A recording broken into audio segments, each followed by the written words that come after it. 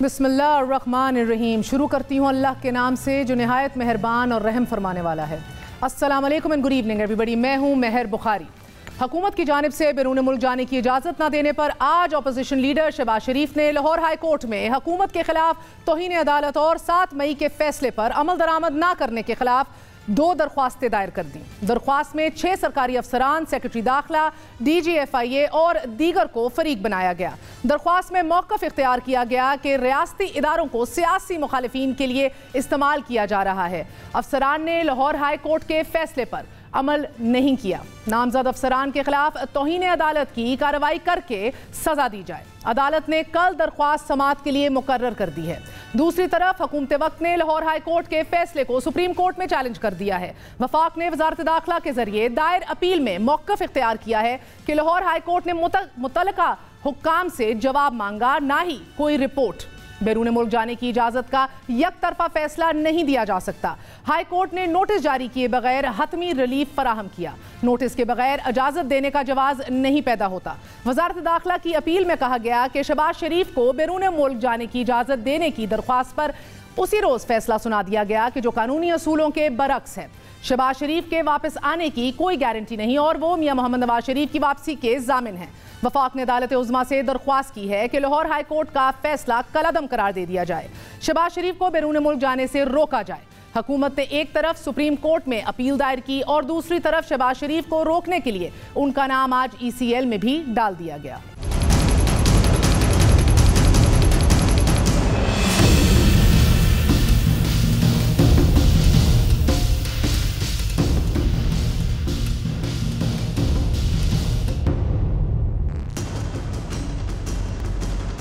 हमारे साथ मौजूद हैं वज़ीर दाखिला शेख रशीद साहब। शेख साहब बहुत बहुत शुक्रिया साथ देने का। शेख साहब फरमाइएगा कि सऊदी अरब से वापस आने के बाद शहबाज शरीफ साहब का सफरी मुस्तकबिल एजेंडे पे नंबर 1 आइटम था। ईद के दौरान सब कमेटी का तश्कील होना, सिफारिशात दे देना और ईद के फ़ौरन बाद ECL में उनका नाम डाल देना। अगर ये पॉलिटिकल विक्टिमाइजेशन नहीं है तो क्या है?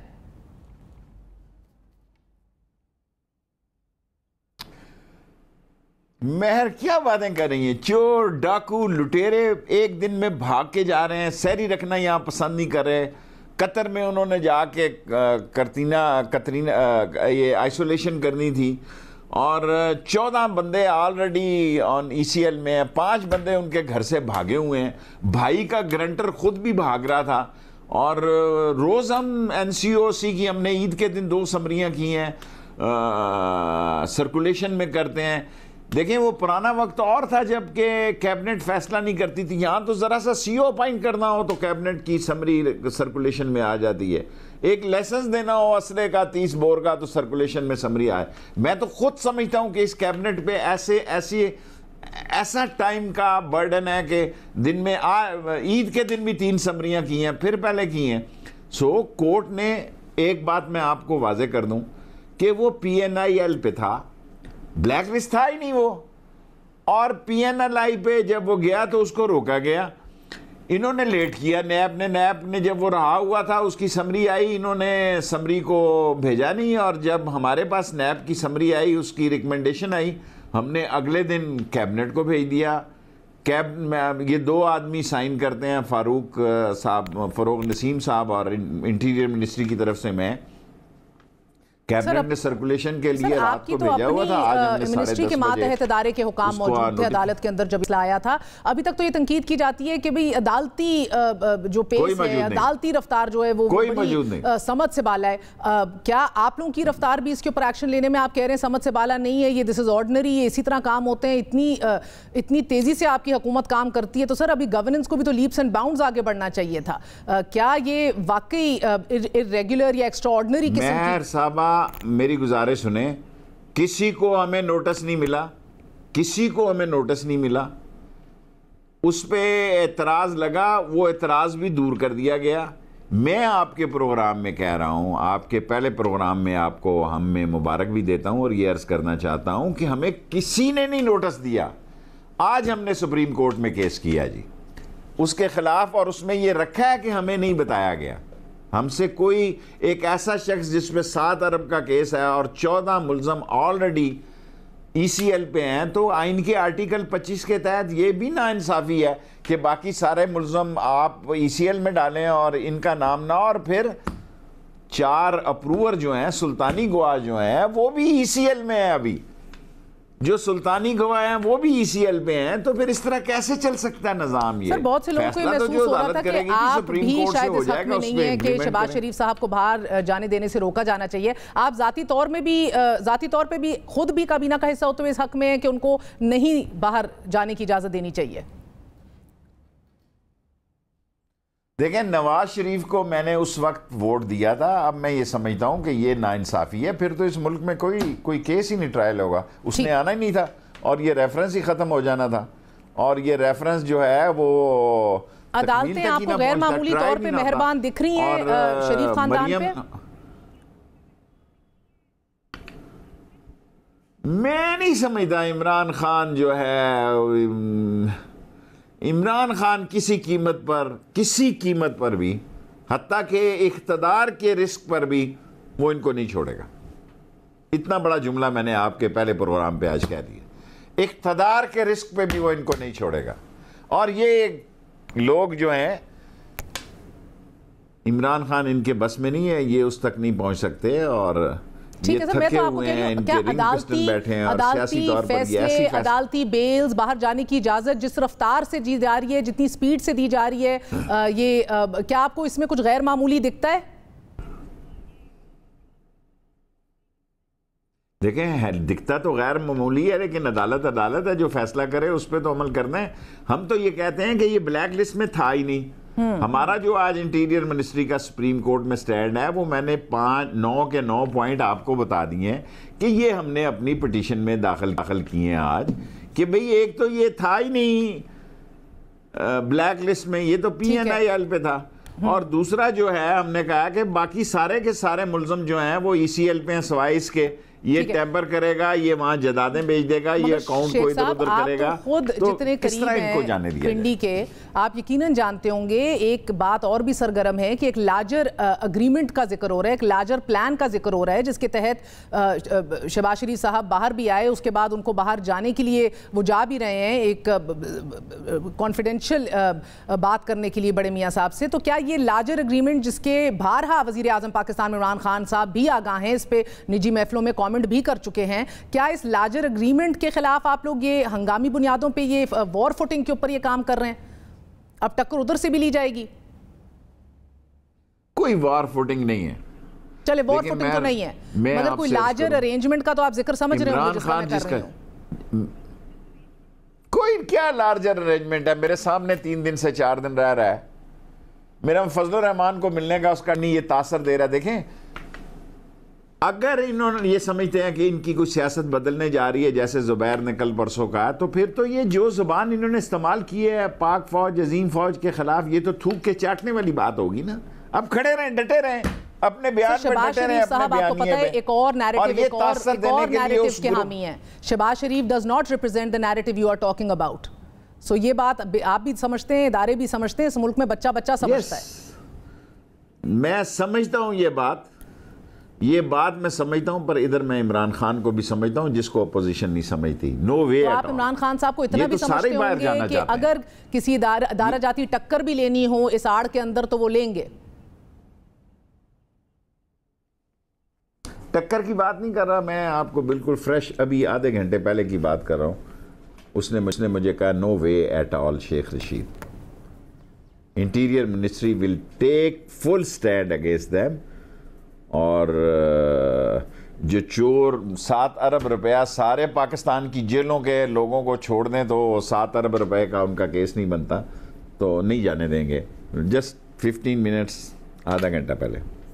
ठीक है शेख साहब, ये भी बताइएगा कि अब नैब के तो सारे केसेस जो शहबाज खिलाफ हैं वो तो आहिस्ता आहिस्ता उड़ते दिखाई दे रहे हैं। क्या आपकी वजारत के मातहती जो इदारा है, क्या FIA ही अब सारे ये काम लीड करेगा, Hudaibiya paper mills case included? Hudaibiya paper mill का केस जो है वो 4-5 दिन में मेरा ख्याल है, उस पर इसी हफ्ते में, आज मंडे है, अगले मंडे तक। लेकिन मैं ये गुजारिश करना चाहूँगा कि जो अकाउंटेबिलिटी है उसको मैं नहीं देख रहा, और हुदैबिया पेपर की कोई और तैयारी कर रहे हैं, हमारे एडवाइजर हैं, हमारे शहजाद अकबर साहब, यानी कि आपका FIA शहजाद अकबर साहब के अंडर आ रहा है। देख रहा हूं मैं जी। ठीक है सर। अंडर की बात नहीं है, अकाउंटेबिलिटी का वो एडवाइजर है, उसको वो देख रहा है। सर अगर वाजिद ज़िया की सरबराही में FIA ये तहकीक करता भी है तो आपको लगता है कोई कबूल करेगा, कोई एक्सेप्ट करेगा?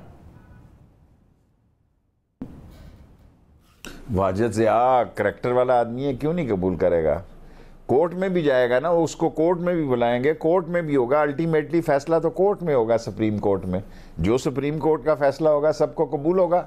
लेकिन इमरान खान इस इल्ज़ाम से मुबर्रा हो जाएगा, इससे बाहर निकल आ जाएगा कि कोई डील हो रही थी और ये और कौम उसके साथ इमरान खान साहब तो डील के ऊपर इमरान खान साहब का तो नाम ही नहीं आ रहा सर। वो सियासी इस्तिलाही सही, मगर वो जो NRO जिक्र करते हैं सर, ना वो देने वाले पोजीशन में है, ना वो इसको ग्रांट करने की पोजीशन में। द फैक्ट रिमेन्स, आपको पता है who is negotiating, who is calling the shots. मुझे सिर्फ आखिरी जवाब ये दीजिएगा कि क्या शहबाज शरीफ साहब को बाहर, शहबाज शरीफ साहब का बाहर आना, उसके बाद उनका बाहर सफरी अपनी जर्नी के ऊपर उनको आशीर्वाद मिलना, क्या ये सरहन सिर्फ और सिर्फ एक कानूनी अमल है जिसके अंदर नैब इंक्लूडेड था, या इसके पीछे और भी बहुत लोग हैं?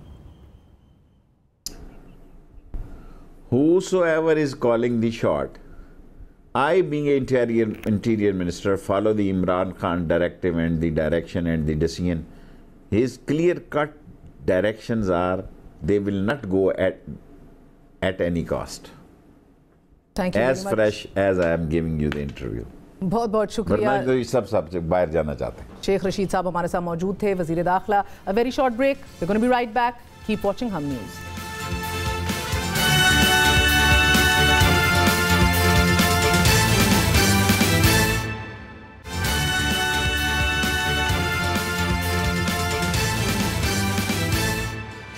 हुकूमत ने शहबाज शरीफ का नाम ब्लैक लिस्ट से निकालने का लाहौर हाई कोर्ट का फैसला सुप्रीम कोर्ट में चैलेंज कर दिया है। दायर इस अपील में मौक़िफ़ इख्तियार किया गया है कि लाहौर हाई कोर्ट के सिंगल बेंच की जानिब से बिना नोटिस दिए जवाब दहिंदा को बाहर जाने की इजाजत देना सही नहीं। जवाब दहिंदा यानी कि शहबाज शरीफ के खिलाफ ट्रायल कोर्ट्स में बहुत से मुकदमात चल रहे हैं। लाहौर हाई कोर्ट का जारी हुक्मनामा कानूनी नहीं, रिकॉर्ड तलब किए और मुतल्लिका इदारे या हुक्काम से रिपोर्ट तलब किए बगैर हुक्मनामा जारी किया गया। अदालत ने मुतल्लिका इदारे को नोटिस, सुनवाई का मौका और हदायत के लिए मुनासिब वक्त फराहम किए बगैर हुक्मनामा जारी किया। जिस दरख्वास्त पर फैसला दिया गया इसमें नैब को पार्टी नहीं बनाया गया, जबकि नैब इस केस में एक अहम पार्टी है। हाई कोर्ट ने इस बात को भी नजरअंदाज किया कि जवाब दहिंदा इससे कबल भी सेहत की बुनियाद पर जमानत बाद अज गिरफ्तारी की दरख्वास्त कर चुके हैं कि जिसको लाहौर हाई कोर्ट के फुल बेंच ने मुस्तरद कर दिया था। जवाब दहिंदा से इसकी सेहत के हवाले से पूछे बगैर इसे बाहर जाने की इजाजत दे दी गई। अदालत ने इस बात को भी नजरअंदाज कर दिया कि जवाब दहिंदा यानी कि शहबाज शरीफ ने एक हल्फनामा जमा करवा रखा है कि जिसके तहत उन्होंने अपने भाई मियां मोहम्मद नवाज शरीफ की वापसी की जमानत दे रखी है।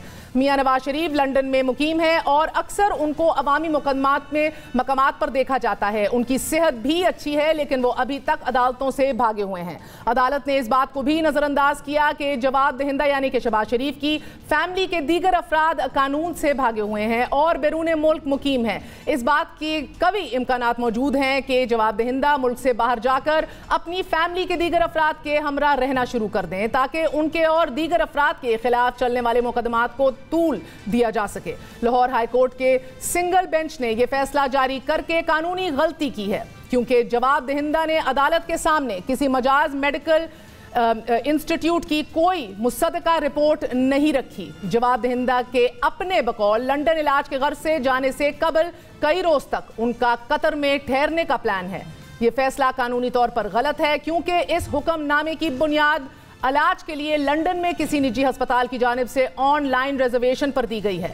अदालत ने जवाब दहिंदा को बिलखसूस उस वक्त बाहर जाने की इजाजत दी है कि जब उनको ट्रायल का सामना है और जवाब दहिंदा ने ट्रायल कोर्ट में जाती हाजिरी से इस्तिस्ना के लिए रुजू करना भी गवारा नहीं किया। लाहौर हाई कोर्ट का हुक्मनामा कानून और हकायक पर मबनी नहीं है और इस फैसले के मुख्तलिफ अदालतों में चलने वाले मुकदमात पर भी असर पड़ेगा। लिहाजा मोअज़्ज़ज़ अदालत इस फैसले को मुस्तरद करे। ये हुकूमत है और उसके साथ साथ क्वेश्चंस ऑफ लॉ भी सामने रखे हैं। इसके साथ साथ हम ये भी देखते हैं कि PMLN जिस तरह आपको बताया वो भी कंटेम्प्ट ऑफ कोर्ट में हुकूमत के खिलाफ गई है, उसके भी चीदा नुकात सामने रखेंगे। हमारे साथ मौजूद हैं आजम नज़ीर तारड़ साहब। फरमाइएगा सर, तो बार बार जिक्र किया गया है, इन ऑर्डिनरी हेस्ट का जिक्र किया गया है, unprecedented manner with unwarranted haste, privilege treatment का जिक्र किया गया। बट सर पहले बताइएगा, जिस ऑर्डर का आप जिक्र कर रहे हैं उसके अंदर तो ये भी कहा गया immediate without further loss of time in the interest of justice, यानी कि इतनी जल्दबाजी क्यों दिखाई जा रही है जिसके ऊपर उंगलियां उठाई जा रही हैं? कोई ऐसी जल्दबाजी नहीं है। देखिए, ट्रैवल करना हर बंदे का फंडामेंटल राइट है। Article 15 of the constitution provides the guarantees this right, और हमने वही अपना राइट एक्सरसाइज किया।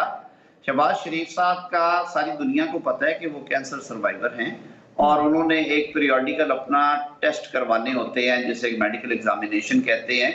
उन्होंने वहां पे अपॉइंटमेंट्स लेके अदालत से रजू किया, और इसी तरह सारे लोग करते हैं। ये कोई 2 महीने 3 महीने का प्रोसेस कभी भी नहीं हुआ। अदालतों में आप अर्जेंट फॉर्म लगा के केस फाइल करते हैं, जो कि सेम डे भी फिक्स होते हैं, कई दफा नहीं सेम डे होते तो एज अ राइट अगले रोज चले जाते हैं।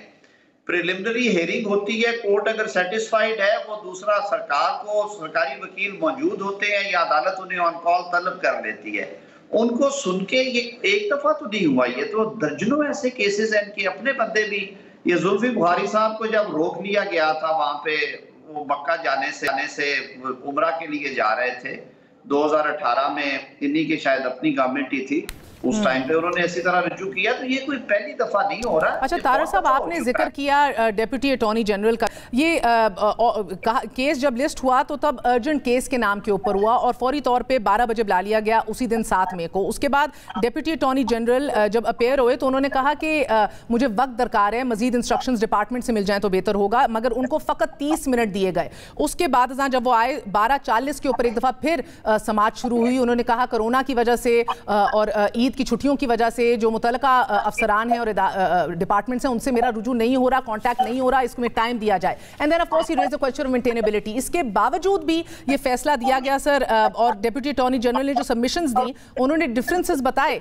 कि आपकी एग्जिट कंट्रोल लिस्ट है या लिस्ट अंडर पासपोर्ट एक्ट है या PNIL है, मगर उन्होंने कहा कि किसमें किधर नाम है, मुझे मजीद वक्त चाहिए कि शहबाज साहब का नाम बता सकूं किस लिस्ट में, फिर भी उसको बुलडोज किया गया। You saying all that is very normal. अब अगर वो खुद तुले हुए थे या वैसे आंसर्स देने पे, और वो अगर अदालत की सही मुआवनत नहीं था करना चाहते, और आपने देखा कि उसके बाद क्या हुआ, इन्होंने कहा कि जी छुट्टियां हम नहीं बर्बाद कर सकते, VIP लोग हैं, इनके लिए हम दफ्तर नहीं खोल सकते।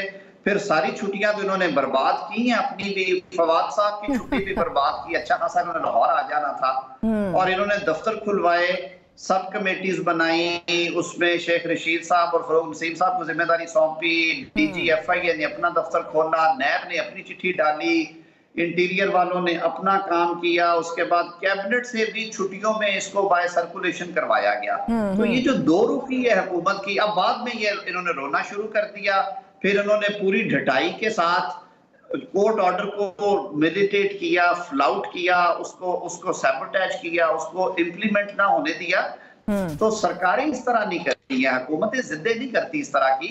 एक लीगल ऑर्डर था, आपको अगर तकलीफ थी, आप अभी सुप्रीम कोर्ट चले गए, आप जा सकते थे। उस टाइम पे आप कहते कि जी ठीक है, हम अपना अपील का राइट रखते हैं, हम लेंगे, लेकिन ऑर्डर को इम्प्लीमेंट ना करना और फिर फैक्चुअली इनकरेक्ट बातें लिख के अपील फाइल किया, वो तो जब अपील टेकअप होगी उसमें हमारा राइट होगा। अगर हमें बुलाया गया, अव्वल तो ये ऐसा केस है जो लिमनी में डिसमिस होगा, क्योंकि इंटरिम ऑर्डर के खिलाफ सुप्रीम कोर्ट में प्रोसीडिंग्स लाई नहीं करती, और इसमें मुकदमात हैं। लाहौर हाई कोर्ट के बेंच ने पोस्ट अरेस्ट बेल तो मेडिकल ग्राउंड्स के ऊपर रिजेक्ट कर दी थी शहबाज शरीफ साहब की। उसके बावजूद जी महर मैं अर्ज कर दूं, हमने बेल प्योर मेडिकल पे मांगी नहीं थी। जो सिंगल जज थे जस्टिस सरफराज डोगर, जिनसे डिसएग्री किया जस्टिस असद जावेद घुराल ने, उन्होंने कहा था कि मोर ओवर शहबाज शरीफ जो हैं वो 70 साल उनकी उम्र है, वो कैंसर सर्वाइवर हैं, और वो उनको एक कांस्टेंट मेडिकल ट्रीटमेंट और चेकअप्स की जरूरत होती है, जो हमारा एक आर्गुमेंट था। कोर्ट ने कहा कि ऐसी कन्विंसिंग एविडेंस नहीं थी कि वो बेल इस ग्राउंड पे दे देते, तो उन्हें इसमें नहीं था पढ़ना चाहिए। लेकिन कोर्ट ने for all the more reasons हमारे लिए तो और अच्छा किया, ब्लेसिंग इन डिस्गाइज हुई। 3 जज साहिबान ने हमें मेरिट पे बेल ग्रांट कर दी। उन्होंने कहा कि आपके केस में बादी उन नजर में ऐसा मटेरियल नहीं है जो शहबाज शरीफ को डायरेक्टली ये मैं समझ गई सर, मगर अब जो उनके बाहर जाने को भी चैलेंज किया गया है, चैलेंज तो अभी बेल को नहीं, उनके बाहर जाने की इजाजत को वन सिंगल जज के थ्रू सिंगल बेंच के ऊपर जो किया गया उसको हुकूमत चैलेंज कर रही है, जिसकी बुनियाद पे वो कह रहे हैं कि ये लर्नेड सिंगल जज ने तब भी अर्ज किया जब उन्होंने कोई authenticated report of any authorised medical institution सामने नहीं रखवाई और फिर कत्ल रुकने की जिक्र किया। इसके साथ साथ उन्होंने मजीद ये जिक्र करते हैं सर कि किसी भी ट्रायल कोर्ट को शहबाज शरीफ साहब ने अप्रोच नहीं किया इन हिज ओन कैपेसिटी कि मैं नहीं अपेयर हो सकूंगा, unprecedented, undue haste, all of these things. You think all of this will not stand in court? बिल्कुल जी, मैं अर्ज करता हूँ इसलिए नहीं करेगा कि अगर आप अगर इसे फैक्चुअली इसका तकाबुल करें तो इनडिसेंट हेस्ट तो दिखाई है सरकार ने, जिन्होंने ईद की छुट्टियों में 5 किस्म के दफातर खुलवाए और शहबाज शरीफ साहब का नाम ECL में डालने के लिए, ताकि कोर्ट ऑर्डर जो है वो फ्लाउट किया जा सके और उसको इम्प्लीमेंट ना करना पड़े, उनका नाम डाला। इनडिसेंट हेस्ट तो इसे कहते हैं। ठीक है, तो सर यू फील कि इनकी अपील विल वन आउट और आप लोग ने कंटेम्प्ट ऑफ कोर्ट में जो इनके खिलाफ गए हैं, do you think there is a fair chance कि इनके खिलाफ तौहीन अदालत लग जाए? आप लोगों ने भी बड़े अपने तगड़े दलाइल दिए हैं कि पूरी दुनिया को पता था, मीडिया पे चल गया था, तमाम हुकाम जानते थे, लिस्ट अपडेट होने में सिस्टम के अंदर इतनी देर नहीं लगती और किस तरह ऑनलाइन भी ये चला गया अता तारड़ के जरिए। तो यू थिंक कि इनकी अपील को खारिज होने में और आपके तौहीन अदालत का एक्चुअल केस आगे फॉरवर्ड जाने के अंदर कितने इम्कानात हैं? इसलिए कि मैं समझता हूं कि अगर इस मुल्क में रूल ऑफ लॉ की बात हम करें और अदालतों की तकरीम की बात करें, तो जब तक अदालती फैसलों का एहतराम नहीं होगा और अपनी चॉइस के ऊपर अदालती फैसलों को रद्दी के टोकरी समझ के नहीं फेंका जाएगा, तब तक ये निज़ाम नहीं चलेगा। हुकूमत ने जिस ढठाई के साथ और जिस एक ब्लेटेंट अंदाज में शहबाज शरीफ साहब के इस ऑर्डर को उन्होंने परे फेंक दिया है, उसकी मिसाल बहुत कम मिलती है। और ज़रूर जो इसमें इन्वॉल्व लोग हैं, हमने तो अभी, क्योंकि एक टेक्निकल रीज़न होती है कि आपने जो पार्टी टू प्रोसीडिंग्स हो उनको आप प्रोसीड कर सकते हैं।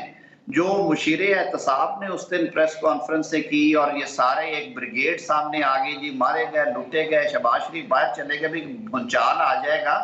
इन्होंने खुद वो ऑर्डर माना हुआ था, उन्होंने कहा जी ज्यादती हो गई है ये ऑर्डर, और बाद में कहते हैं जी हमें इंप्लीमेंट इसलिए नहीं, हमें पता ही नहीं चला, इंप्लीमेंट नहीं हो सका। ये देखिए, ये दो रुखी है, ये सरीहन मुनाफिकत और दो रुखी है। बहुत बहुत शुक्रिया। आजम नज़ीर तारड़ साहब हमारे साथ मौजूद थे, पार्लिमानी लीडर सेनेट के अंदर PMLN के, और शहबाज शरीफ साहब के वकील। अ वेरी शॉर्ट ब्रेक, वक्फे के बाद आके रिंग रोड स्कैंडल पे बात करेंगे। स्टे विद अस।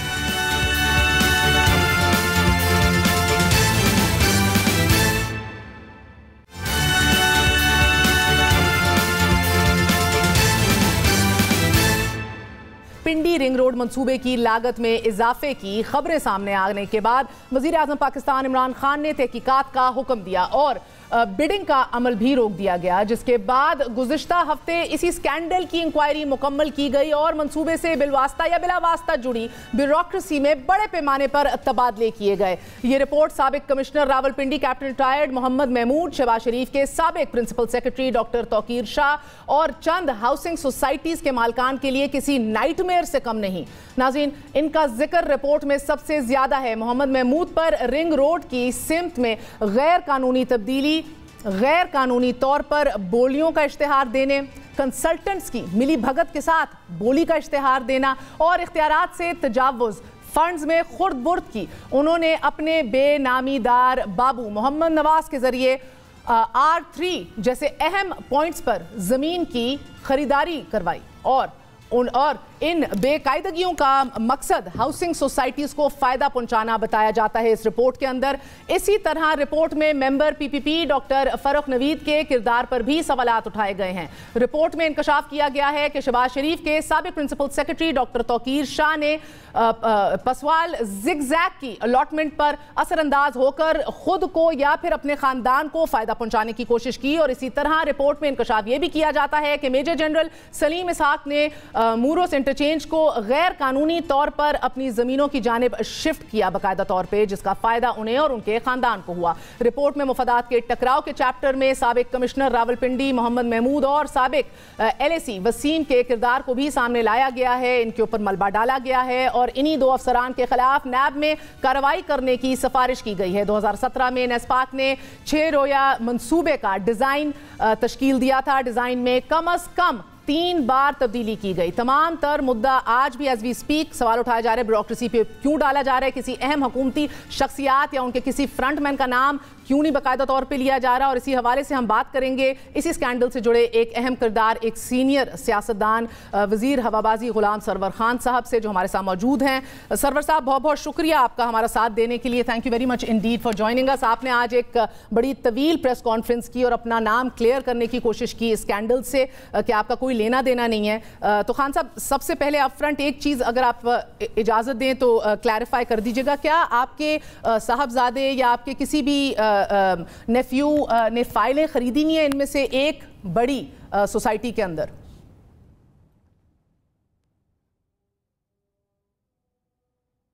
देखें जी, मैंने तो बड़ा क्लियरली उसमें कहा है कि मेरा या मेरे किसी ख़ानदान के मेंबर का इस पूरी अलाइन पे स्टार्टिंग टू एंड पॉइंट तक कोई ज़मीन, कोई मरला, कोई कनाल, कोई इन्वेस्टमेंट नहीं है।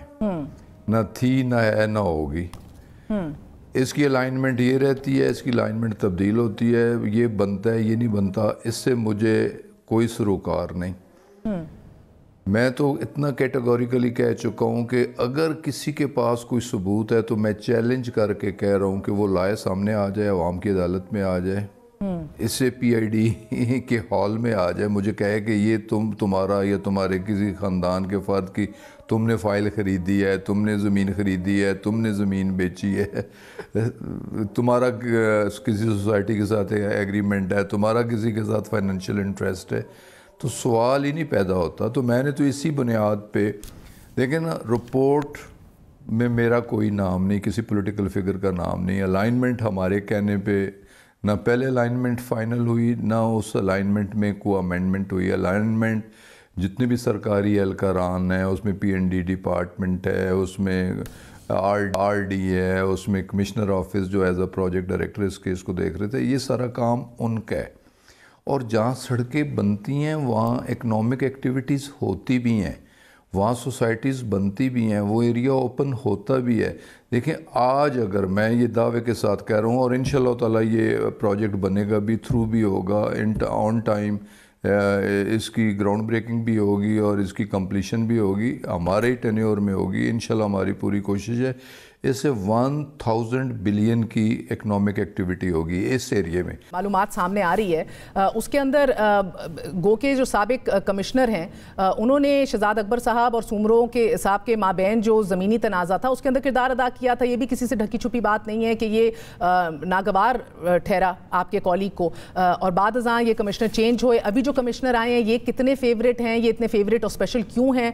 बाई इलेक्शन में इनकी लास्ट ट्रांसफ़र हुई, उसके अंदर हमने देखा कि चेयरमैन इंस्पेक्शन टीम इन्हें बना दिया गया कमिश्नर गुजरावाला से हटा के, उसके बाद ये फिर पिंडी कमिश्नर बन गए। फ़कत अभी एक माह ही हुआ है, मगर sir is there below the surface जो हमें मार्केट से खबरें मिल रही हैं और बातें सुनने को मिल रही हैं, ये आपके अपने कॉलीग्स को इस्तेमाल किया जा रहा है आपके खिलाफ? मैं तो सीधा आदमी हूँ, सीधी बात करने वाला आदमी हूँ। मेरी with in party, with in government किसी के साथ कोई ऐसी बात है ही नहीं। मैं तो डायरेक्ट जिससे बात हो डायरेक्ट बात करता हूँ। मैं डायरेक्ट प्राइम मिनिस्टर से। ये मुमकिन है सर कि कोई तगड़ा डेवलपर हो जिसकी आपसे नहीं बनती, जो चाहे शहजाद अकबर साहब से रवाबित अच्छे हों या चीफ मिनिस्टर को वो अपने मुंह से कहते हैं कि चीफ मिनिस्टर मुझे चचा कहते हैं। अच्छा, मैं नाम भी ले देती हूँ अगर आप चाहते हैं। मैं इस पे अगर आप करना चाहेंगी, मेरी बात आप सुन लीजिएगा। मैं हर डेवलपर के खिलाफ हूँ कि हर डेवलपर बहुत बड़ा जेब कुतरा है। वो गवर्नमेंट की ज़मीनें किस तरह, वो शामलात की ज़मीनें किस तरह, वो कमज़ोर लोगों की ज़मीनें किस तरह, वो किस तरह क्रिमिनल्स रखता है, वो किस तरह लोगों की ज़मीनों पे कब्ज़ा करता है, वो लाख रुपए कनाल लेके 1 करोड़ रुपए कनाल की बेचता है, वो वहाँ फैसिलिटी प्रोवाइड नहीं करता। ये डेवलपर माफिया इस वक्त पाकिस्तान का सबसे बड़ा माफिया है। तो मैं तो पाकिस्तान के सबसे बड़े माफिया में मैं खड़ा हूँ। सर एक आप डेवलपर माफिया का जिक्र कर रहे हैं, माफिया किस तरीके से ऑपरेट करते हैं। हाँ, आप डेवलपर माफिया का जिक्र कर रहे हैं, एक एक्सटॉर्शन माफिया भी है, डेवलपर्स माफिया है, ये भी एक माफिया है। इसमें भी देखना, इतना ड्रग ट्रैफिकिंग में लोग पैसा नहीं कमाते, इतना किसी और बिजनेस में लोग पैसा नहीं कमाते जितना ये डेवलपर पैसे कमाता है। और डेवलपर इस वक्त पाकिस्तान का सबसे बड़ा माफिया है। तो मैं तो इस माफिया के खिलाफ भी खड़ा हूँ। सर ये आपने मारगला हिल्स का एक केस लड़ा था जिधर क्रशिंग प्लांट्स बंद करवाए गए थे। चौधरी साहब, आपने मारगला हिल्स का केस लड़ा था जिधर क्रशिंग प्लांट्स बंद करवाए गए थे और बहुत से लोग जो बेरोजगार थे आपके वोटर्स में से थे, हल्के में से थे। उधर आपको चौधरी मजीद साहब एक हैं, क्या उनका कोई केस ताना बाना इधर बनता है इस केस से? सिर्फ ये बता दीजिए। बिल्कुल आप ठीक कह रही हैं, बिल्कुल आप ठीक कह रही हैं कि उसके पीछे भी एक माफिया था, उसके पीछे भी एक माफिया था। उस माफिया ने किया कि सुप्रीम कोर्ट से फैसला करवा लिया और सुप्रीम कोर्ट के फैसले पे वो एरिया लीज हुआ। जेन्युइनली लीज होल्डर वहाँ काम कर रहे थे। मरगला रिजर्व एरिया है, outside the Margalla reserve area वो क्रशेस थे। 1000 मीटर का एक बफर जोन भी बनाया गया था। मेरी पूरी टेक्सला शहर की इकॉनमी और बिजनेस उससे स्टोन क्रशिंग की वजह से चलता था। मेरी सर ये सारी तफसीलात में जानती हूँ और आपने मेरिट के ऊपर बिल्कुल आपने मेरिट के ऊपर इसे डिफेंड किया। और उसके पीछे भी लैंड माफिया था और ये लैंड माफिया, हर बुराई की जड़ लैंड माफिया। ठीक है, तो चौधरी साहब मेरे सवाल का जवाब दीजिए ना। खरीदते हैं वो, ब्यूरोक्रेट्स को भी खरीदते हैं वो, हर चीज को खरीद लेते हैं। ठीक है सरवर साहब, क्या चौधरी मजीद का नाम कोई बेल्स रिंग करता है आपके लिए या उनका हाथ है इस पूरे स्कैंडल के पीछे? मैं किसी का नाम नहीं, मैं किसी का स्पेसिफिकली नाम नहीं लेना चाह रहा, लेकिन इस मुल्क में सबसे बासर इस मुल्क का लैंड माफिया है। वो आपने बात कर दी कि प्राइम मिनिस्टर मेरी सर ये लैंड माफिया के ताने बाने काबीना में बैठे और चीफ मिनिस्टर सेक्रेटेरिएट में बैठे हुए लोगों से भी जाके मिलते हैं। इन्फ्लुएंशियल है, तो हमारी लड़ाई इस मुल्क के लैंड माफिया के खिलाफ है। ठीक है सरवर साहब, क्या इस लैंड माफिया के ताने बाने काबीना में बैठे एक अहम एडवाइजर और चीफ मिनिस्टर सेक्रेटेरिएट से भी जाते मिलते हैं? यकीनन इन लोगों के हाथ बहुत लंबे होते हैं, या काबीना में भी सीनियर पोजीशंस तक भी ये पहुंचने की कोशिश करते हैं। ब्यूरोक्रेसी इनके खरीदी हुई होती है, इनकी उंगलियों पे वो नाचने वाले लोग होते हैं, इनके बनाया हुआ खेल वो खेलते हैं, इनके हर चीज़ को वो प्रोटेक्ट करते हैं, इनकी हर चीज़ को वो प्रमोट करते हैं। इन्हें हर तरह की प्रोटेक्शन ब्यूरोक्रेसी देती है क्योंकि उनके बिजनेस इंटरेस्ट होते हैं। तो ये माफिया इस वक्त तो पाकिस्तान के अंदर इस माफिया का राज है। इकॉनमी सारी इस माफिया, पैसा इस माफिया के पास है। पॉलिटिशियंस इनके मरूने मिन्नत हैं, ब्यूरोक्रेट्स इनके मरूने मिन्नत हैं। तो मेरी लड़ाई तो इस माफिया के खिलाफ है। और सर अगर इस लड़ाई के अंदर आपके अपने कॉलीग्स आपके खिलाफ ही सफारा हो जाएं तो आप क्या करेंगे? तो मेरा क्या को कर लेंगे। दाल रोटी अल्लाह देता है, रोज़ी का रज़ाक अल्लाह है, इज़्ज़त ज़िल्लत अल्लाह के हाथ में है, ज़िंदगी मौत अल्लाह के हाथ में है। मैं किसी से डरने वाला नहीं सिवाय अल्लाह के। और इन लोगों से जिनका कतरा कतरा खून खालिस ना हो, उन लोगों से मैं डर जाऊंगा। ठीक है सर, जुल्फी बुखारी साहब ने, अल्लाह है, अल्लाह बड़ा है, बस वही सब बेशक बेशक बेशक। सर जुल्फी बुखारी ने इस्तीफा अपना दे दिया, जुल्फी बुखारी ने, कि जब तक उनका नाम क्लियर नहीं होता वो अपना इस्तीफा टेंडर कर चुके हैं। हाँ, मैंने भी अभी सुना है कि उन्होंने इस्तीफ़ा दे दिया और वो भी इस बात पे नाराज़ थे और उनका भी किसी ऐसी चीज़ से ताल्लुक़ नहीं था। उनकी फैमिली है, उनके ननिहाल हैं, लेकिन ननिहाल के साथ भी उनका ऐसा ताल्लुक़ नहीं था। फिर ननिहाल चाहे जैसे भी हैं, पॉलिटिकली कहीं और एफिलिएटेड है, लेकिन उनका भी इस प्रोजेक्ट के साथ कोई ऐसा ताल्लुक़ नहीं था कि जिससे उनका फाइनेंशियल इंटरेस्ट डेवलप होता हो, या उन्होंने फाइनेंशियल इंटरेस्ट लिया हो, या अपनी ज़मीनें बचाई हो, अलाइनमेंट तब्दील की हो। मेरा तो इलाका है ना, मुझे तो पता है, अगर मेरे वो खिलाफ भी हैं तो कम से कम उसमें कोई ऐसा सच गलती नहीं है। ओके सरवर साहब, आपके इस्तीफे का भी मुतालबा हिज़्ब इख्तिलाफ कर रही है, आप सोचेंगे इस बारे में? मेरे नज़दीक इसकी अहमियत ही कोई नहीं है। मैं इस्तीफ़ा हिज़्ब इख्तिलाफ के कहने पे नहीं दूंगा। हिज़्ब इख्तिलाफ की आंखों में आंखें डाल के बात करूंगा। हिज़्ब इख्तिलाफ ने मेरे ख़िलाफ़ प्रेस कॉन्फ्रेंस की है, उन्हें कहूँगा, उन पे अदब की इज़्ज़त का दावा करूँगा। अगर मेरे ख़ानदान के ख़िलाफ़ कोई सबूत है तो वो लाएँ। मैं कोर्ट ऑफ लॉ में भी उन्हें चैलेंज कर रहा हूँ, मैं मीडिया की कोर्ट में भी चैलेंज कर रहा हूँ, अवाम की अदालत में भी उन्हें चैलेंज कर रहा हूँ। वो झूठे हैं, वो खुद चोर हैं, बददियानत हैं, बदकिरदार हैं। वो मुझ पर इल्ज़ाम लगा सकते हैं, वो मुझसे मुतालबा कर सकते हैं। जिनका अपना दामन हर लिहाज से दागदार हो, जो दुनिया की करप्ट तरीन फैमिली मशहूर हो, वो करप्ट तरीन लोग जिनके बारे में पूरे मुल्क में गली गली में शोर है कि इनका पूरा टब्बर चोर है, वो मुझसे किसी किस्म का मुतालबा कर सकते हैं। मैं उनके किसी मुतालबे पे नहीं, हाँ अपनी किसी वजह से मैं ज़रूर दे सकता हूँ। मेरे नज़दीक इज़्ज़त से बढ़ के कोई चीज़ नहीं। जब मैंने देखा मेरी इज़्ज़त यहाँ दागदार होती है तो इस्तीफ़ा देने में मैं कोई हेजिटेशन महसूस नहीं करूँगा। बेहतर। सर आखिरी सवाल, आपको ताज्जुब हुआ कि ये 3 मेंबर कमेटी थी, इंक्वायरी कमेटी, लेकिन डीसी ने रिफ्यूज़ कर दिया रिपोर्ट साइन करने से, फिर बाद उसी डीसी को मुअत्तल भी सस्पेंड कर दिया गया, लेकिन एक सिंगल कमिश्नर की जानिब से दस्तखतशुदा, सिंगल मेंबर की दस्तखतशुदा रिपोर्ट के ऊपर जो वैसे ही अपने तय कंट्रोवर्शियल हो जाती है, उसके ऊपर ईद के अगले ही दिन वज़ीर आला जो हैं वो मीटिंग बुलाते हैं और इसकी सिफारिशात के ऊपर अमल दरामद का हुक्म दे देते हैं। ताज्जुब हुआ आपको? यकीनन ताजुब नहीं हुआ। इनजस्टिस होती है, हर दौर में होती है, ऐसे भी होता है। जिस डीसी को इस इंक्वायरी कमेटी का मेंबर बनाया गया, उसने डिसेंटिंग नोट लिखा, उन्होंने जो कमिश्नर ने रिपोर्ट बनाई उसे एंडोर्स नहीं किया, तो उस इंक्वायरी कमेटी के एक मेंबर को ही ट्रांसफ़र कर दिया गया। ये इनजस्टिस है।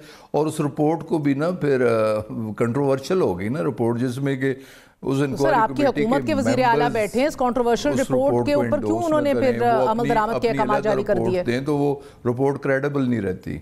सर आपकी हुकूमत का वज़ीर आला बैठा है पंजाब में, आपकी हुकूमत का वज़ीर आला पंजाब में बैठा है, इस कंट्रोवर्शियल रिपोर्ट के ऊपर अहकाम क्यों जारी उन्होंने कर दिए कि फिल फौर अमल दरामद किया जाए?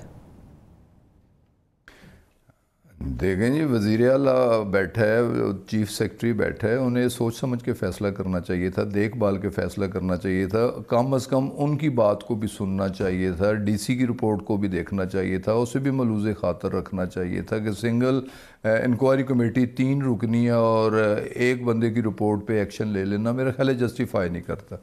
बहुत बहुत शुक्रिया गुलाम सरवर खान साहब, thank you very much for your time. That was the federal minister for aviation. A very short break, we are going to be right back, stay with us.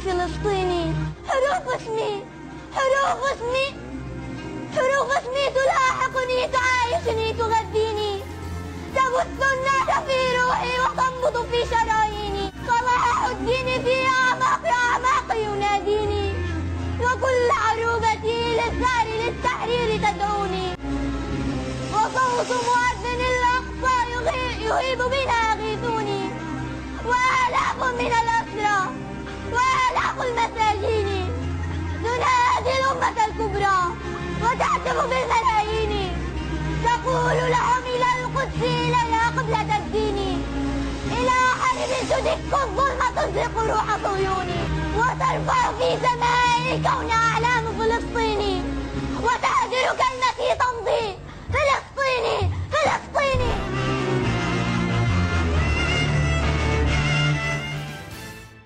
आज सुबह गजा पर इजरायली बमबारी तैयारों ने मजीद 70 हमले किए। इजराइल की 10 दिनों से जारी बमबारी से अब तक 210 फलस्तीनी जिंदगी की बाजी हार गए, जिनमें 55 मासूम बच्चे भी शामिल हैं। इजरायली जारियत से मुहाजिर कैंप महफूज हैं, ना ही मीडिया हाउसेज। शदीद तरीन बमबारी और मासूम फलस्तीनियों की शहादत ने दुनिया को जगा तो दिया। सिक्योरिटी काउंसिल और OIC के इजलास हुए, मगर बात मजम्मत और तासुफ से आगे ना बढ़ सकी। लब तो हिल रहे हैं, लेकिन इजरायली जारियत को रोकने या मुस्तकिल हल के लिए कोई इकदाम उठाने को तैयार नहीं। अक़वाम मुत्तहिदा मसले के मुस्तकिल हल के लिए 2 रियासती हल तजवीज़ कर चुका है, जिस पर आलमी बरादरी के दस्तखत भी मौजूद हैं। इस हल के तहत फ़लस्तीन का 1967 से पहले की सरहदों पर मबनी आज़ाद रियासत का क़याम, जिसका दारुल हुकूमत जेरूसलम है। मगर इस मुस्तकिल हल की राह में सबसे बड़ी रुकावट यूनाइटेड स्टेट्स ऑफ अमेरिका। नाजरीन, अमेरिका इस मसले पर सिक्योरिटी काउंसिल में 45 मरतबा वीटो का इस्तेमाल कर चुका है, the most times it has ever used this veto power. और रही इस्लामी दुनिया, तो इन्हें फ़लस्तीनों की बजाय अपने अपने मुफादात ज़्यादा अजीज दिखाई दे रहे हैं। इसी हवाले से बात करेंगे, हमारे साथ मौजूद हैं ambassador of Palestine Ahmad Jawad Rabai. Thank you very much indeed, Mr. Jawad, for joining us.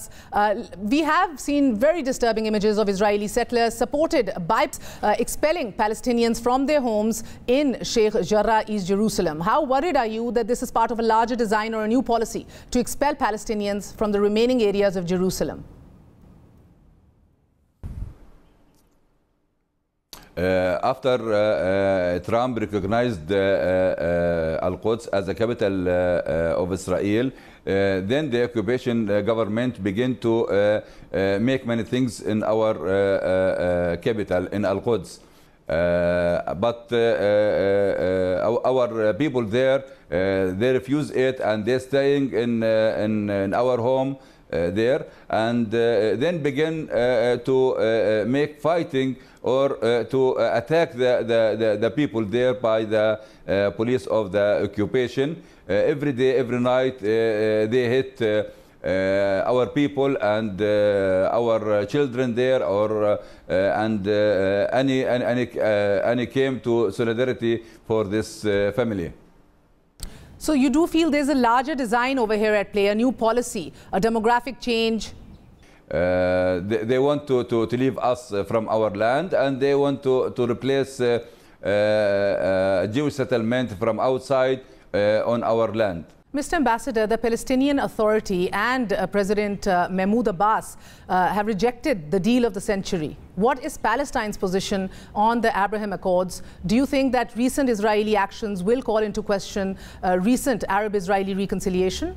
The main things what His Excellency Mahmoud Abbas, the President of Palestine, when he refused and reject the deal of the century. The deal in the century of the century now is outside, and Trump is outside, and we are staying there. Al-Quds is staying there, and our people staying there. What role has the betrayal of Arab states recognizing Israel played? Do you feel the Arab states recognizing Israel, do you see that as betrayal? What role has that played? It's what happened yesterday in OIC and the Security Council. We thank Pakistan for doing many things to support us, especially Foreign Minister doing many things, and he gave very strong speech to support Palestine. We thanks from Palestine. We thank Pakistan. Arab states which recognize Israel. For the Arab state, you know, now, yes, there is Arab countries recognize Israel, but it's nothing for us, because there isn't fighting between Arab this Arab countries and with Israel. There isn't doing anything for us. They want to go with him. It's not for us to sell Palestine and to sell Al-Masjid Al-Aqsa. But in the first time, when Trump talked about the century deal, ourselves and our president, they refused and reject it, and told him Trump will go, inshallah, and he go now, and other support him will go, but Palestine is staying there, and inshallah Al-Masjid Al-Aqsa is ula qibla for all the Ummah Islami. इंशाल्लाह। Thank you very much for your time mister ambassador. नाजरीन, आपको बताते चले United nation security council की resolution जो है वो 2 state solution की बात करती है, जिसके ऊपर पूरी दुनिया, इंटरनेशनल कम्युनिटी जो है वो सिग्नेटरी है। It has signed on for an independent contiguous state of Palestine based on the pre 1967 borders, और जेरूसलम को एक दारुल हुकूमत के तौर पर पहचाना जाए। मसला ऑफ कोर्स 2-3 मसले हैं रुकावट। एक तो ये कि अमरीका जो सबसे बड़ी रुकावट है, इसने 45 दफ़ा वीटो कर दिया है टू डेट। इंटरनेशनल कम्युनिटी इस करारदाद के ऊपर काम ना कर सके। And of course we understand unless there is international pressure, जब तक बैनुल अक़वामी कम्युनिटी अमेरिका पे प्रेशर नहीं डालेगी हम आगे नहीं बढ़ सकेंगे। ये होता दिखाई नहीं देता, लेकिन इससे बड़ा मसला ये एक मुनक़सिम मुस्लिम उम्मा, डिवाइडेड मुस्लिम वर्ल्ड।